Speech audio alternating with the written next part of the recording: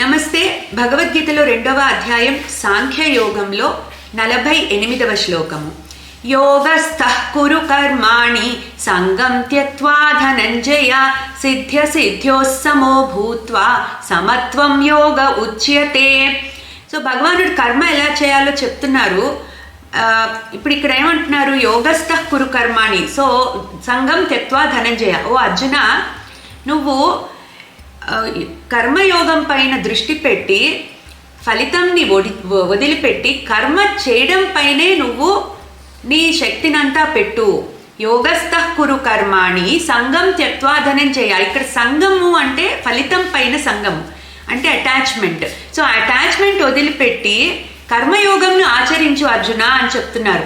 సిద్ధ్య సిద్ధ్యో సమో భూత్వా అంటే ఆ కర్మ నుంచి ఏ ఫలితం వస్తుంది? సిద్ధి అసిద్ధి, మంచా చెడా అన్నది ఆలోచించద్దు. ఆలోచించకుండా సమత్వ బుద్ధిని అలవాటు చేసుకుని కర్మని చెయ్యి. ఆ సమత్వ బుద్ధినే యోగం అని అంటారు అర్జున. సమత్వం యోగ ఉచ్యతే.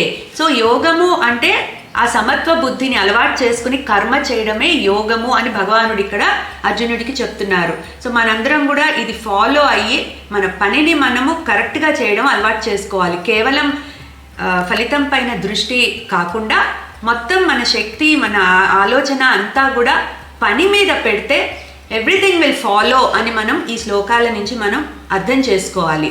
క్లీం కృష్ణాయ నమః.